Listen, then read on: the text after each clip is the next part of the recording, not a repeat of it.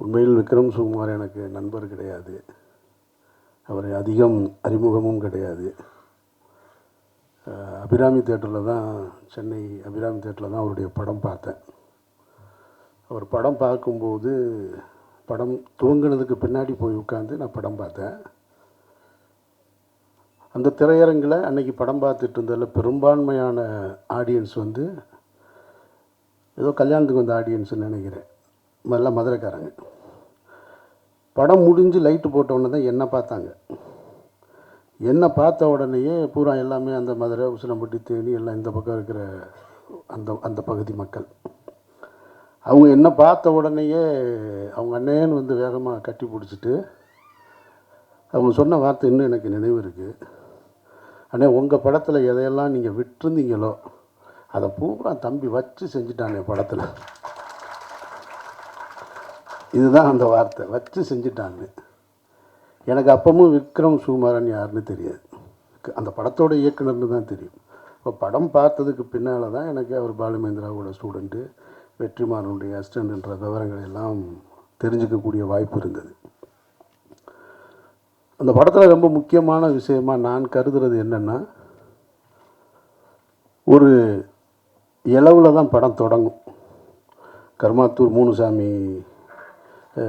முனுசாமியை பற்றிய பாடல்களோடு தொடங்கி அந்த ஜெயக்கொடி தேவருடைய மரணத்தில் அதில் தானே தொடங்கும்.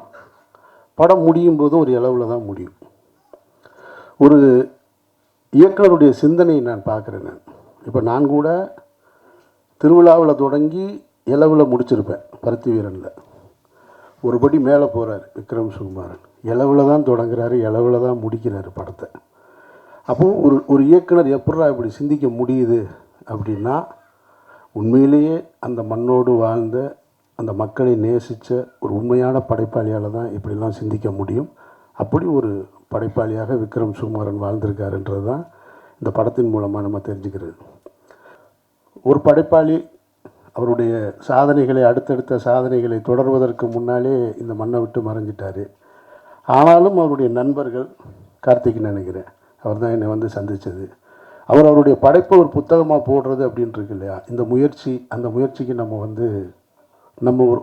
ஒரு சின்ன பங்களிப்பு போய் செய்வோமே அப்படின்னு தான். அதான் ஊர்லேருந்து இந்த நிகழ்ச்சிக்காக தான் மதுரையிலேருந்து வந்தேன். நான் ரம்ஜான் நேரம் இங்கே இருக்கேன். நான் அதில் இங்கே வந்து பேசியவர்கள் எல்லோரையும் பார்க்கும் பொழுது, இங்கே இருக்கக்கூடிய மேடையில் இருக்கக்கூடிய அத்தனை பேரும் எனக்கு வந்து, இவர்களோடு உதயகுமார் எனக்கு பல வருஷமாக தெரியும். ஆனால் உதயகுமாரோட நேரடியாக வேலை செய்யலை. மற்றபடி இந்த படத்தை பற்றி சொல்லும்போது, இந்த படத்துக்கு தேசிய விருது கிடைக்கல அப்படின்னு சொன்னாங்க. உண்மைதான். விருதுகள் இங்கே கொடுக்கப்படுவதில்லை, விற்கப்படுகிறதுன்னு பல முறை நான் சொல்லிக்கிட்டே இருக்கேன். நான் நியாயமாக கொடுத்துருக்கணும், இயக்குனருக்கு கொடுத்துருக்கணும். இந்த படத்துக்கு ஒரு தேசிய விருது நடிகர்களுக்குன்னு கொடுத்து 4 பேர்த்துக்கு பிரித்து கொடுத்துருக்கணும். அண்ணன் வேலராமூர்த்தி கொடுத்துருக்கணும், செவனம்மா கொடுத்துருக்கணும், கலையரசனை கொடுத்துருக்கணும், கதிர். யாருமே எங்கேயுமே சோட போகாதது. இந்த படத்தை பார்த்துவிட்டு இந்த படம் பற்றிய ஒரே ஒரு கருத்தை மட்டும் நான் பதிவு பண்ணேன். அந்த கிளைமேக்ஸ் மட்டும் எனக்கு அப்போது உடன்பாடு இல்லை அப்படின்னு சொல்லி நண்பர்களோடு நான் பதிவு பண்ணேன். அதுக்கு காரணம் அவருடைய எழுத்தில் இருந்த குறையாக நான் பார்க்கலை.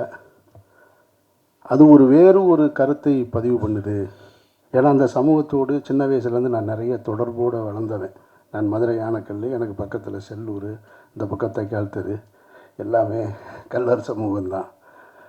அப்புறம் நான் ஸ்கூல் படித்தது நாமலபுரம் கோட்டை, நடுமுதலைக்குளம், கருமாத்தூர், உசிலம்பட்டி, எல்லாமே எனக்கு ரொம்ப பழக்கம். அதனால் அந்த ஒரு இடம் எனக்கு நெருடலாக இருந்தது அப்போது. அது ஒன்று கடந்தாச்சு, அது புத்தகமாயிடுச்சு, பாடமாயிடுச்சு. அண்ணன் திருநாகர் சொன்ன மாதிரி அமெரிக்காவில் பாடமாக இருக்குது. இப்போ போய் அதை சொல்லி என்ன செய்ய. இந்த விருதுகள் கொடுக்கப்படலைன்னாலும், அது கொடுத்துருந்தாலும் 1 வருஷம் கொடுத்துருப்பாங்க, அது மறந்துருக்கும். ஆனால் காலமும் நிலைத்து நிற்கிறது மாதிரியான புத்தகமாக வந்திருக்கிறது என்பது விக்ரம் சுகுமாரனுக்கு கிடைத்த பெருமையாக நான் நினைக்கிறேன். விக்ரம் சுகுமாரனுடைய நினைவு கூறுவது தான் செய்ய முடியுமே தவிர இதில் வருத்தப்படுறதுக்கு ஒன்றுமே கிடையாது. நிச்சயமாக ஒரு நல்ல படைப்பை, ஒரு நல்ல படைப்பாளியை ஒரு சமூகத்துக்கு கொடுத்துருக்காங்க அப்படின்னு உங்கள் தாய்க்கு இந்த இடத்துல நான் நன்றி கூற கடமைப்பட்டிருக்கேன். கூடுதலாக ஒரு தகவல் சொல்லணும்னா, அந்த நிகழ்ச்சி தொடங்குவதற்கு முன்னால் வந்து ஒரு 15 நிமிஷம் தான் இருக்கும். அண்ணன் வேலராமமூர்த்தி ரொம்ப நெருக்கமாக ஒரு கதை ஒன்று சொல்கிறேன் கேட்டுருங்க அப்படின்ட்டு அந்த 15 நிமிஷத்துக்குள்ளே ஒரு கதை சொல்லிட்டார். அதுதான் ஒரு எழுத்தாளருடைய இது. 15 நிமிஷத்துக்குள்ளே அழகாக அதை காட்சிப்படுத்தி அதை இப்படி போகும் அப்படி போகும்னு சொல்லிட்டார். அது சொல்லி நீங்கள் நடிக்கணும்ண்ணே அப்படின்னா, சரி நான் நடிக்கிறேன்னே, ஒன்றும் பிரச்சனை இல்லைன்னு. இப்போ எதுக்கு இதை சொல்கிறேன்னா, ஒருவேளை அந்த படம் நடந்துச்சுன்னா அதுக்கும் காரணம் விக்ரம் சுகுமாரன் தான். செத்தும் கொடுத்தான் சீதக்காதின்ற மாதிரி அப்படி ஒரு படம் நடந்துச்சுன்னா அது விக்ரம் சுகுமாரால் தான் நடந்தது. அப்போ விக்ரம் சுகுமாரன் என்பவர் இந்த பூமியில் ஒரு அடையாளத்தை விட்டுட்டு போயிருக்காரு, சில விஷயங்களை விதைச்சிட்டு போயிருக்காரு. செவனம்மா இருக்கிற வரைக்கும், ஐயா வேலராமமூர்த்தியின் கடைசி படம் இருக்க வரைக்கும், கலையரசன் கடைசி படம் இருக்கிற வரைக்கும், கதிர் இருக்க வரைக்கும் எல்லோருடைய உள்ளத்திலும் விக்ரம் சுகுமாரன் வாழ்ந்துக்கிட்டு இருப்பார்.